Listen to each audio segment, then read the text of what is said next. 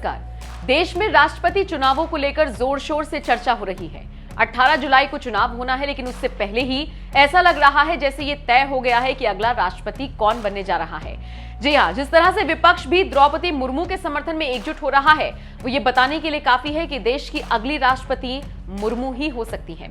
आपको बताते चले, एनडीए की तरफ से महिला आदिवासी नेता द्रौपदी मुर्मू को मैदान में उतारा गया है, जिनकी छवि बिल्कुल साफ है। वो आदिवासी लोगों के लिए हमेशा से आवाज उठाती रही हैं। झारखंड की राज्यपाल रहते हुए भी उन्होंने जनहित में बहुत काम किए।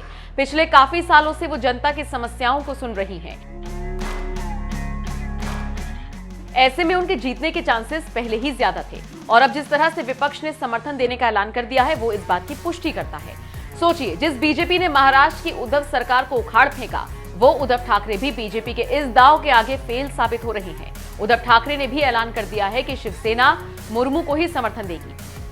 18 जुलाई को होने वाले राष्ट्रपति चुनाव में मुर्मू को समर्थन देने वाले दलों की वोट हिस्सेदारी 60% से ज्यादा है। यूपीए की तरफ से मैदान में उतारे गए यशवंत सिन्हा की इससे बड़ी बेइज्जती क्या हो सकती है कि जिनसे वो समर्थन की उम्मीद कर रहे थे, उन्हीं लोगों ने कहना शुरू कर दिया है कि सिन्हा को अपना नाम पीछे खींच लेना चाहिए या फिर पहले ही अपनी हार मान लेनी चाहिए। सोचने वाली बात तो यह है कि दो भागों में बटी शिवसेना मुर्मू के नाम पर आकर एक हो रही है। हाल ही में उद्धव ठाकरे ने साफ कहा कि शिवसेना बिना किसी दबाव के मुर्मू के समर्थन की घोषणा कर रही है। ठाकरे ने कहा, मैं अपना रुख स्पष्ट कर रहा हूं। मेरी पार्टी के आदिवासी नेताओं ने मुझसे कहा है कि ये पहली बार है कि किसी आदिवासी महिला को राष्ट्रपति बनने का मौका मिल रहा है।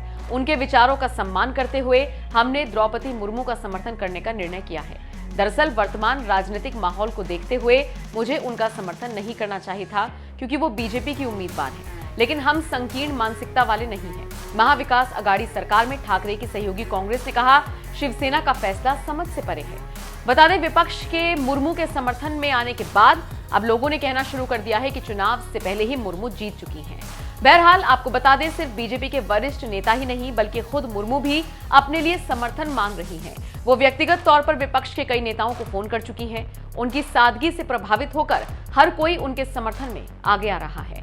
बहरहाल आपके हिसाब से देश के राष्ट्रपति के तौर पर क्या मुर्मू सही होंगी? क्या यशवंत सिन्हा का रेस से बाहर हो जाना देश हित में साबित होगा? आपका इस खबर पर जो भी कहना हो, कमेंट करके हमें जरूर बताएं।